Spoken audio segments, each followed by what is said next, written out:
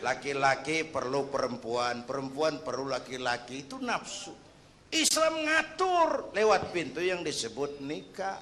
Maka dalam Islam jangankan orang biasa, kiainya boleh kawin. Bener, saya kalau kiai nggak boleh kawin, saya pilih mundur. Saya. Berat, rontok rambut.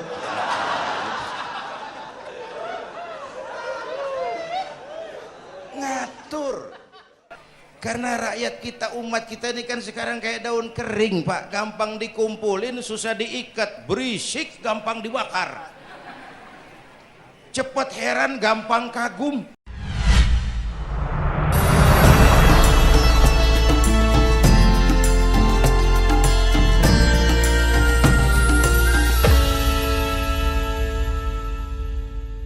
Sering saya kalau berdua ya ada sesuatu ya yang dibicarakan kalau ada geng-geng liburan kala malam berhubungan, para pemirsa, sering dia menunjukkan kajian-kajian yang saya sebenarnya mendengarkan kajian itu kapan dia bacanya gitu loh. Kapan dia bacanya? Pernah suatu ketika dia bilang ini ada yang bagus nih Ustaz. Saya lihat apanya yang bagus gitu. Apanya yang bagus? Setelah saya baca saya bilang ini bagus banget, bukan bagus Kiai gitu. Sangat mahal untuk kondisi sekarang ini. Orang-orang yang rajin mencari pernik-pernik, sisi-sisi yang jarang dibicarakan oleh orang. Jadi lengkap beliau itu ya, secara wahbiyah memang Allah berikan di lidahnya itu ada sihir. Yang ketika orang berbicara itu orang itu mau mendengarkan kalimatnya. Yang kedua secara kasbiyah, beliau pandai, rajin membaca. Dan pada beberapa literatur kita bisa lihat kalau dia bercerita tentang sepak bola, Ustaz, betul. Kalau dia ngerti sepak bola, dia seperti seorang komentator sepak bola. Paham betul ya. Paham benar ya. Bahkan dia bisa koreksi dari komentatornya itu sendiri. Betul. Kalau dia berbicara sedang politik, dia selalu ubahnya sebagai seorang legislator yang semestinya hidupnya di Senayan. Iya, gitu. betul. Tetapi ketika dia berbicara agama, emang dunia panggungnya dia adalah singa podium. Gitu. Nah, sebuah tampilan yang sangat paripurna, yang sulit untuk dicarikan padannya untuk sekarang ini. Saya berharap Ustaz Fikri dan lain sebagainya bisa melihat ini sebuah sosok yang jarang terjadi. Ya, berdoalah kepada Allah untuk bisa jangan sampai bendera ini turun jatuh menyentuh tanah. Betul. Sebelum itu sudah harus ditangkap. Subhanallah, sungguh banyak apa yang tadi disampaikan oleh Kiai Haris Hakam tentang sosok guru kita Kiai Zainuddin MZ. Oleh karenanya jangan kemana-mana, kita akan masih terus menggali dari sisi-sisi baik ilmu pengetahuan, hikmah-hikmah apa aja yang bisa diambil dari sosok guru kita Kiai Zainuddin MZ setelah yang satu ini. Astaghfirullah Rabbal baraya, Astaghfirullah minal khutaya. Assalamualaikum warahmatullahi wabarakatuh.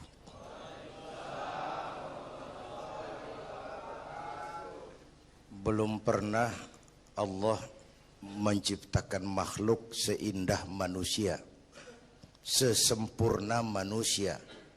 Belum pernah. Itu di Ragunan makhluk Allah puluhan ribu. Bandingin nama kita, bagus mana?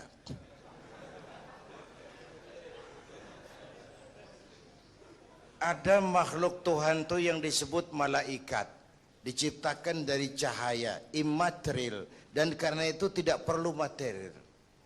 Malaikat diberikan akal tapi tidak diberikan nafsu. Kalau malaikat selalu benar, enggak istimewa. Kalau malaikat enggak pernah salah, wajar. Enggak ada yang bikin mereka salah. Material enggak perlu, seksual enggak perlu, sama duit budek, sama perempuan kagak open. Malaikat. Sebaliknya ada makhluk Allah yang namanya binatang. Diberikan otak tapi tidak diberikan akal. Mereka hanya diberi nafsu.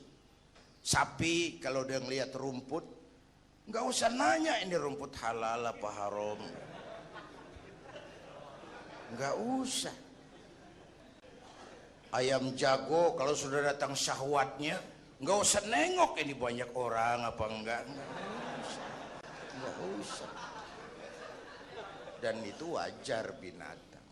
Nah yang ketiga kita manusia, makhluk paling komplek. Diberi akal, diberi nafsu. Tiap hari sejak bangun tidur sampai tidur kembali terjadi pergolakan perjuangan antara bisikan akal dan nafsu. Kadang akal menang, kita naik. Jadi malaikat cuman potongannya manusia. Kadang nafsu menang, kita turun lebih kayak binatang, bahkan lebih rendah daripada binatang. Lebih buas daripada binatang. Buas-buasnya sapi, makanannya cuma rumput. Manusia kalau sudah buas itu aspal, kabel telepon, minumnya solar.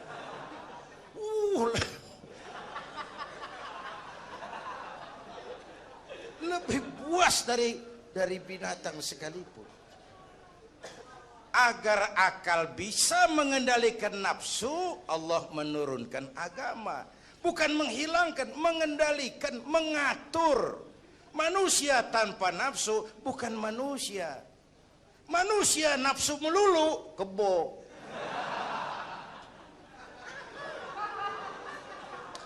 Islam nih, agama nih nggak ngilangin nafsu, ngatur supaya sesuatu pada tempatnya. Jangankan hidup berkehidupan, pakai kopiah saja mesti ada caranya tuh. Ya, ada cara. Ceramah ya gini, dagang miringin dikit, main gaple begini.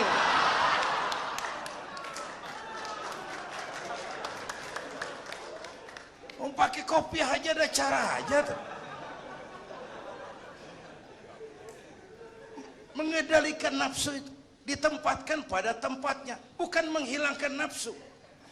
Laki-laki perlu perempuan, perempuan perlu laki-laki, itu nafsu.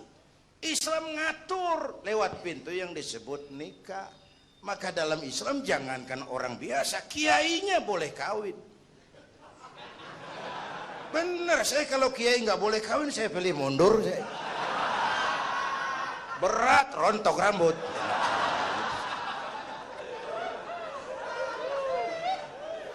Ngatur. Saudara-saudara hadirin yang saya hormati, jadi ternyata di sini bukan perjalanan terakhir. Bahkan ini harus jadi titik awal ke depan. Menata hari esok yang lebih pasti dan lebih baik. Pertama, jangan pernah terniat kita akan kembali ke sini lagi. Jangan pernah terniat bahwa kita optimis, itu harus. Bahwa kita semua punya salah, itu pasti. Nih, saya nih, Zainuddin nih, kalau mengharap masuk surga pakai amal yang saya kerjakan sendiri, roman-romannya tipis harapan. Bener. Sholat saya berapa banyak saya tahu. Sedekah saya berapa duit saya tahu. Sholat saya berapa banyak saya tahu. Terus saya baca sejarah. Nabi Adam dosanya atu. Makan buah khuldi, Nabi Adam dosanya atu. Dikeluarin dari surga. Kita dosa banyak, pengen masuk. Kan kagak nyambung nih, nggak nyeklek nih. Untung Allah itu bukan Tuhan pendendam.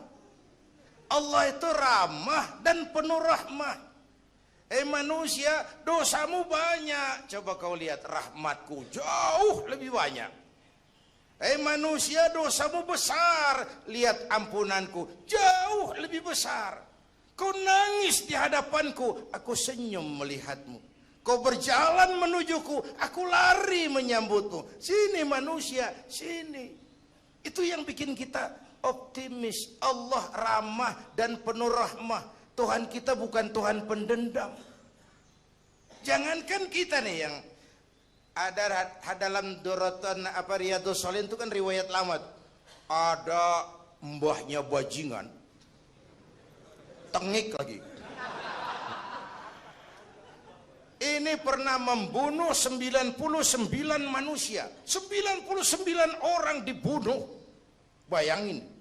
Satu hari datang hidayah. Datang hidayah. Ada keinginan taubat kembali. Berangkat dia. Cari ustadz mau menyatakan taubat. Yang ditemuin ustadz belum tapi mateng. Masih mengkel. Assalamualaikum ustadz. Salam. Kenapa? Ustadz, saya mau nanya. Apa? Saya mau taubat. Bisa nggak sih? Emang dosa ente apa? Saya pernah bunuh 99 orang, Ustadz. Oh, ente kelewatan amat. 99 mau gedean itu susah taubatnya. Susah. Enak aja 99 dibunuh. Kurang ajar ente. Oh, niat namanya bajingan digituin naik darahnya. Sialan nih Ustadz nih. Orang mau taubat kok ngomongnya nggak enak. Gue pikir daripada 99 dengan gue lempengin nih. Akhlakul karimah itu kriterianya itu langsung dari Allah.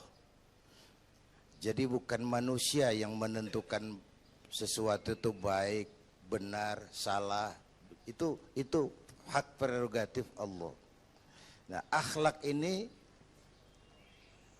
lebih lengkap, lebih sempurna daripada daripada adat misalnya. Anak muda yang lewat di depan orang tua membungkukkan badan, itu dianggap sudah cukup beradat. Tapi belum tentu berakhlak. Niatnya apa dia membungkukin badan? Ngeliat kaki-kaki udah bongkok. Tergantung niatnya itu. Secara adat dia sudah beradat, tapi belum tentu berakhlak. Bergantung motivasinya. Oleh sebab itu dalam Islam, akhlak itu 3. Pertama, akhlak kepada Tuhan. Ini yang terpenting dan ini pondasi. Akhlak kepada Tuhan itu intinya 2. Jangan menyekutukannya dengan sesuatu pun, jangan menyembah kecuali hanya kepadanya. Itu. Berakhlak apa tidak kita kepada Tuhan, kelihatan dari 2 ini. Jangan menyekutukannya dengan sesuatu, jangan menyembah kecuali hanya kepadanya. Itu sumber nilai akhlak. Jangan menyekutukan Tuhan dengan terang-terangan atau remeng-remeng. Kadang-kadang kita terang-terangan enggak, remeng-remeng kejebak. Gue entak pakai cincin ini nih, tuh, cincin dah.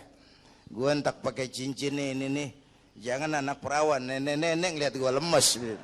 Nenek-nenek ya lemes. Nah, jangan menyembah kecuali hanya kepadanya. 1. Yang kedua, akhlak kepada sesama. Baik sesama muslim, non-muslim, dan seterusnya. Yang ketiga, akhlak kepada lingkungan. Ini sama pohon ini kan kita harus berakhlak. Sama air kita harus berakhlak. Satu saat kampung saya banjir. Saya ngomong sama engkong saya. Kong banjir kong. Kata engkong saya biarin. Bukan salah air. Habis salah lo. Salah kita bagaimana? Lah lo tempat air lo tempatin. Yang punya tempat datang dia kagak ngerti. Ini tempat gua di sini nggak beda lo. Banjir. Artinya apa? Di Jakarta ini kita nggak ngasih tempat buat air. Pantas dong dia ngayap kemana-mana. Astaghfirullah Rabbal baraya. Astaghfirullah minal khutaya. Assalamualaikum warahmatullahi wabarakatuh. Waalaikumsalam warahmatullahi wabarakatuh. Para pemirsa, kali ini saya ditemani oleh narasumber Bapak Mokhtar Syarif. Beliau salah seorang teman sepergaulan. Sebab itu kita gali cerita-cerita yang mereka alami, Pak Mokhtar alami ini selama berteman dari remaja sampai dewasa, sampai memasuki hari tua dengan guru kita Kiai Zainuddin MZ. Assalamualaikum Pak Mokhtar Syarif. Waalaikumsalam warahmatullahi wabarakatuh. Sehat ya? Alhamdulillah. Alhamdulillah. Ini bagaimana Pak Muhtar selama bergaul dengan Kiai Zainuddin MZ, bahkan katanya menurut khobar dari mulai remaja ya, bisa diceritakan supaya pemirsa umat Islam tahu masa remaja beliau bagaimana ini? Ya, Assalamualaikum warahmatullahi wabarakatuh. Waalaikumsalam. Beliau adalah seorang yang dilahirkan oleh seorang ibu yang bernama Zainabun dan seorang ayah yang bernama Turmuzi. Keturunan baik-baik, dan mesti diketahui bahwa keluarga beliau, keluarga almarhum adalah keluarga yang sangat sederhana. Singkatnya, pada saat beliau kurang lebih umur 2 tahun, beliau ditinggalkan oleh bapak tercinta. Sudah jadi yatim, Sudah ya? jadi yatim. Ya. Ditambah dengan keluarga yang sangat sederhana, kemudian ditinggalkan oleh seorang ayah. Kita bayangkan betapa susahnya, buat apa prihatinnya kehidupan beliau. Keberadaan yang sangat sederhana membuat Pak Kiai itu sangat minder dengan pergaulan. Sampai barangkali ya banyak hal-hal yang harus diselesaikan secara materi, karena keluarganya sangat sederhana sekali, sehingga banyak tidak masuk ke sekolah. Dia datang dari sekolah karena memang dia taat kepada orang tua. Dia berangkat sekolah, di sekolah nggak masuk. Ini cerita awal di sekolah. Suatu saat ketika beberapa hari nggak masuk, itu seorang guru melihat beliau itu lagi duduk. Ditanyalah oleh orang guru yang sangat mencintai dia, karena tuh guru sangat tahu bahwa Kiai Haji Zainuddin MZ sangat cerdas. Apapun materi pelajaran yang diberikan Bisa dicerna. dengan cepat. Dia bilang sama Zainuddin, apakah seorang guru? Zainuddin, kemana aja, nggak masuk, nggak nyaut. Kenapa? Apa yang diutarakan barangkali ya membuat dia nanti akan Makin minder. Ya. Kemudian karena ditanya nggak jawab, sampai guru tersebut, kamu masih mau sekolah Zainuddin? Mau Pak. Kalau kamu mau sekolah ikut saya. Dibawalah sama seorang guru itu yang sangat mencintai dia, dan sampai pada akhir hayatnya itu guru tersebut masih tetap cinta sama muridnya ya. Dibawalah itu beliau ke perguruan Darul Ma'arif ke CPT itu. Nah, disitulah mulai beliau menyadari bahwa kalau saya cuma ngandelin ibu saya, barangkali sekolah saya tidak bisa saya lanjutkan. Maka disitulah beliau, kalau bahasa dulu, berdikari lah. Ya, artinya bagaimana saya harus sekolah gitu. Kemudian beliau juga kerja bangunan, bagaimana cerita yang lain lah gitu. Sampai dagang-dagang koran, apapun yang berbentuk menghasilkan materi halal, dia kerjakan itu. Sehingga beliau di sekolah Darul Ma'arif tuh, ketika beliau kelas 3 sanawiyah, beliau diangkat jadi ketua IPSA. Apa itu IPSA? IPSA itu sekarang OSIS. Singkatannya Ikatan Pelajar Sanawiyah Aliyah. Nah, disitulah para guru, para teman-teman tahu siapa Zainuddin ini. Baru muncul talentanya di situ tuh ya. Disitulah. Ketika beliau berumur sekolah kelas 3 sanawiyah, itu beliau sering badalin guru ngajar. Dan yang namanya muhadharah itu jangan dikata dah. Ya, memang beliau kalau kita bilang faknya memang ya. Dan memang di situ selalu dapat juara lah. Gitu. Kemudian setelah beliau kelas 3, beliau sudah ngajar tuh nggak ada. Ya selama ini saya belum tahu kalau yang namanya orang baru kelas 3 sanawiyah itu SMP setingkat dengan Ya, SMP. betul sekarang. Situ udah ngajar. Ya Allah. Udah ngajar di ibtidaiyah. Luar biasa. Luar biasa. Subhanallah. Sehingga saya sangat tertarik banget mendengar itu yang pernah saya ceritakan itu. Saya tertarik. Nah, kemudian beliau ngajar di madrasah Miftahul Huda. Nah, disitulah ketemu saya lagi. Saya pada saat itu jadi muridnya.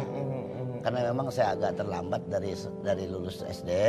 Saya masuk ke madrasah kelas 2 lagi. Ya. Jadi disitulah ketemu beliau.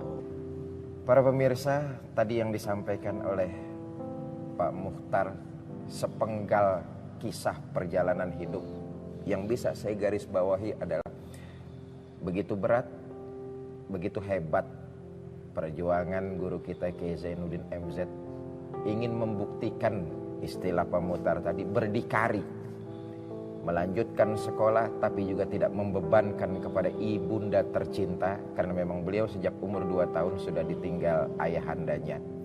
Tetapi dengan komitmen ingin berdikari, kemudian ingin melanjutkan sekolah,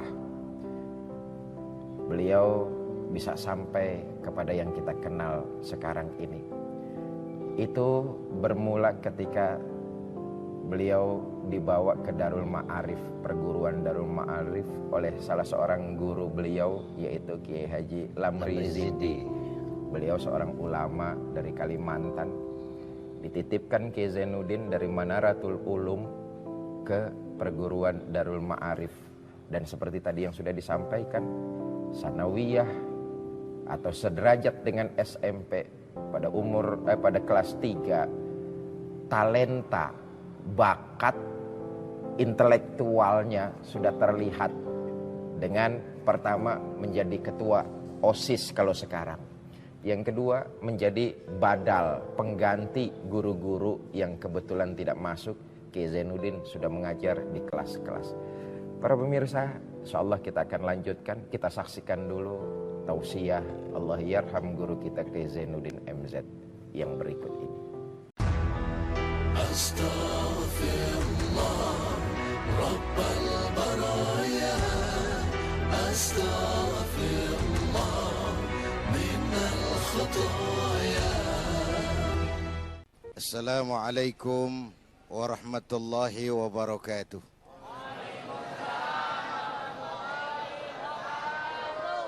Alhamdulillah, salatu wassalamu ala rasulillah, amma ba'du. Para ulama, para asatiz, bapak-bapak dan ibu-ibu yang saya cintai, khususnya pemirsa TV One di seluruh tanah air, juga Ketua Majelis Ulama DKI yang saya hormati. Al-Quran mengajarkan wa tilkal ayyamu nudawiluha bainan nas. Hari itu kami putar di antara manusia. Tidak ada yang tetap. Segalanya pasti berubah. Sehingga para filosof bilang yang tetap adalah perubahan. Yang tetap adalah perubahan. Ada saat datang, ada saat pergi. Ada hari dilantik, ada saat menyerahkan jabatan. Ada saat berdiri, ada waktunya duduk. Semua datang dan pergi silih berganti.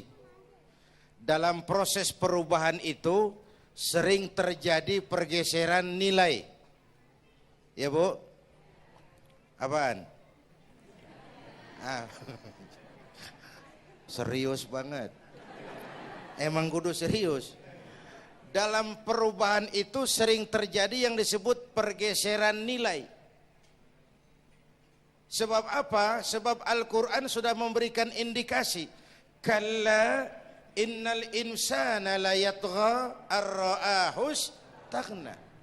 Manusia sering lupa diri apabila melihat dia berada dalam posisi yang mapan. Baik kemapanan itu karena kemampuan intelektual, karena kekuatan materi, atau karena faktor kekuasaan. Dikala itu orang sering lentur dan luntur, mengalami proses degradasi, Banyak orang tadinya dengan lantang teriak berantas korupsi, ganyang korupsi, cuma karena belum dapat kesempatan. Begitu dapat kesempatan, korupsinya lebih gila dari yang diteriakin. Ada nggak yang model begitu? Di luar negeri. Di luar negeri, luarnya lagi malah. Terjadi proses degradasi. Makanya saya sih ngarepin ini menteri-menteri kabinet baru kayak yang kemarin dilantik, DPR baru, saya ngarepin waktu dilantik tuh baca doanya nawaitu sauma godin. Niat puasa dulu deh. Ini negara lagi kurang tapi bagus, ekonomi masih gonjang ganjing, rakyat masih Senin Kemis. Nawaitu sauma godin dulu deh. Nunda dulu, nunda tempe boleh abis maghrib. Nunda entaran. Tahu boleh abis maghrib. Menteri mau naik mobil mewah boleh, ntar kalau ekonomi udah mendingan, rakyat napasnya udah pada lega. Nawaitu saum, ini malah dilantik malah Allahumma lakasumtu. Doa buka puasa yang dibaca habis rakus semua jadi.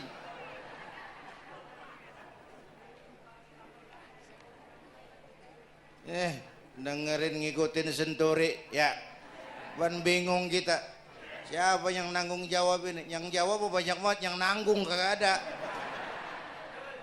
Bener nih, yang jawab semua jawab pakai jurus bekelit. Yang nanggung kagak ada. Nih ujung-ujungannya saya khawatir kayak lagu Bengawan Solo, akhirnya ke laut. Kalau udah ke laut udah kagak ada yang ngurusin, udah ribet urusan.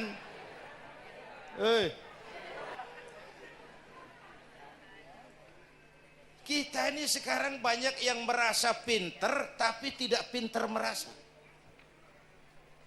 Akibat era informasi kita banyak tahu tapi nggak tahu banyak. Coba dong, siapa aja ngomong apa aja diomongin, begitu dia dalemin, gue juga katanya. Banyak tahu tapi nggak tahu banyak. Merasa pinter tapi nggak pinter merasa. Orang tuh kalau merasa pinter yang timbul keangkuhan, tapi kalau pinter merasa yang timbul kebijakan. Ayolah, nah itu sama godin sebentar kok, nunggu maghrib deh. Kalau ekonomi udah beres, rakyat hidupnya udah rada mapan, itu menteri mau pakai mobil mbahnya mewah masa bodo amat. Ya, lo menteri-menteri di Inggris harga mobil dinasnya 200 jutaan. Padahal Inggris yang bikin Rolls Royce, Inggris bikin mobil Bentley, Inggris bikin mobil Aston Martin. Aston Martin. Itu merek parfum apa mobil Pak Kiai? Hah? Merek parfum apa mobil? Merek mobil bang. Itu Aston Martin yang dipakai James Bond itu. Oh iya iya. Punya Pak Kiai? Gue juga katanya.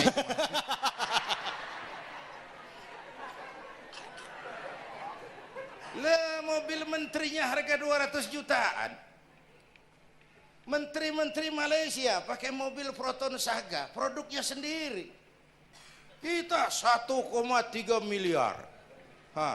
Ada, mudah-mudahan mobil dinas baru ini bisa meningkatkan kinerja saya, kata seorang menteri. Dodol. Apa hubungannya mobil mewah sama kinerja? Apa hubungannya mobil mewah sama kinerja? Kalau memang mental bajai, biar naik Mercy juga selandang-selandang nggak karu-karuan. Mental. Dan ini saya mau bicara, kita perlu stabilitas temperatur batin atas terjadinya perubahan yang membawa